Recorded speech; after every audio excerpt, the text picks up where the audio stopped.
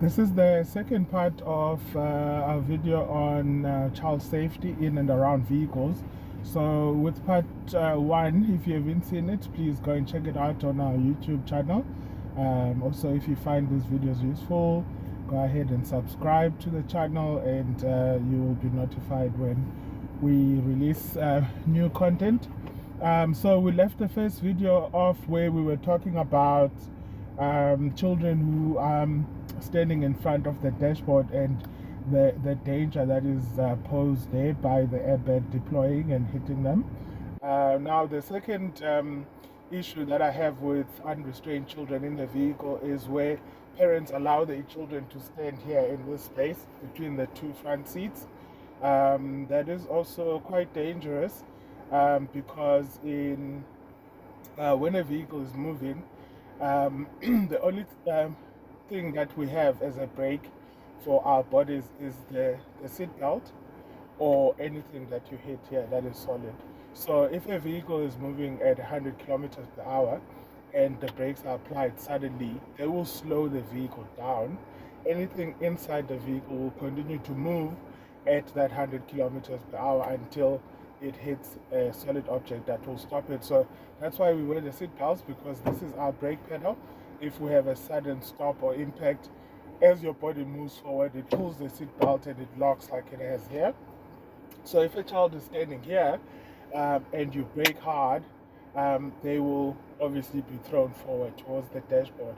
Now what gets even worse is that if you perform a violent evasive maneuver to try and avoid hitting something, that child is now going to be thrown all over the vehicle, and they become a loose projectile inside the vehicle, and you can actually get your heads striking each other. Obviously it all just gets messy quite quickly. So please don't allow children to stand here. Don't allow children to sit on an adult's lap. They need to be in their own seat with a seatbelt on. Okay, now the next issue with unrestrained children is that if you have them on your lap, remember, as strong as you might be, when a vehicle crashes and collides, especially with another vehicle, the G-forces are quite high. Even if it's for a split second, it can go to 10, 20, 30, 40 Gs, depending on how fast the vehicle was going. So you know, that would multiply the weight of the child to 10, 15, 20 times of what they actually weigh. So there is no way that you can physically hold on to that baby. It doesn't matter how strong you are or how much you care for them. So in that moment of impact, they will fly out of your hands. So it's quite important that we have them restrained. Now the next thing with the safety of children is we need to teach them why it's important for them to sit in the back and to be buckled up. So you have to discipline them, and if you do it consistently, they will understand that, and anytime they picked up in a vehicle, they will actually automatically go to the back seat without being told. And then I just want to... Okay, so moving on to the next part. It's quite hot at the moment all over the country. I'm currently in Gqeberha, and it gets really, really hot here. And even when I'm sitting like this, you know, if I'm going to be sitting in the vehicle, I keep the air conditioner on. So you might not realize that your car's got this greenhouse effect because of all the glass that's around it.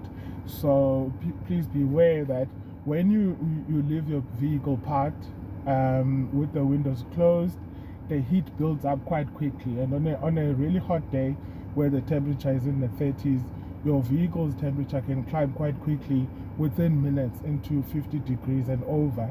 So please do not leave children unattended in a vehicle. You might be intending to just run into the supermarket quickly, and you get there, you've got a long queue and your children have been locked in the car.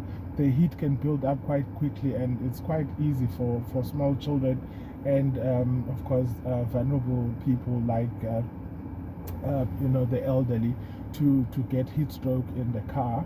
So that's something that we need to watch out for. Also, if you do have the child in the child seat at the back there, you should consider investing in a window sock. It's a semi-transparent, quite dark sock that you put over your window, and that cuts out those harmful UV rays and a lot of the heat that will be coming out from the sun. So yeah, let's think about that as well. Okay, and then now we've spoken about children inside the vehicle. Now I just want to touch on children outside the vehicle. So when you're visiting a household where there are children, what tends to happen is the children get excited about your car, and they see how everyone is paying attention to your car, and of course they want to be seen close to the car as well. So usually when you leave, you might have like the youngest child going and hiding under the vehicle, or in between the tire and the wheel arch. They want to hide in uncle's car, or so that is quite a dangerous situation, and a few parents have actually driven over their children while reversing out of driveways. So the way to avoid this, number one, is always park for the departure. So if you're arriving in a yard, it's better if you reverse in, okay, and then when you leave, you're going to just drive straight out of the gate. Now, whether you've been able to do that or not, when you leave the yard, always make sure that you can see every single person and dog and cat that is in that yard. So if you don't know for like certain that they're all locked in the house, as you're driving out of the gate, you should have visual contact with them. And if you can't see one of them, don't move the car until you've asked about their whereabouts. It's a quick thing, and remember, other people who are not driving are not thinking about that.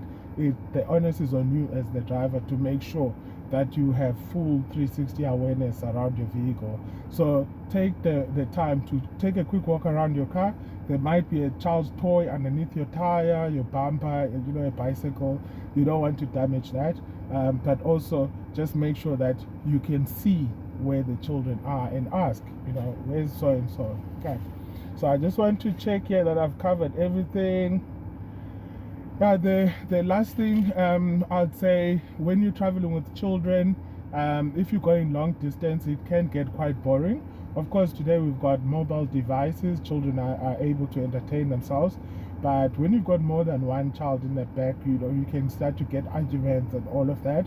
A good trick is just to keep playing games with them, teach them road signs, teach them how to identify different vehicles, teach them about what they're seeing out of the window. Let them learn to enjoy a road trip and actually exploring the country and showing them all the different geography of the country.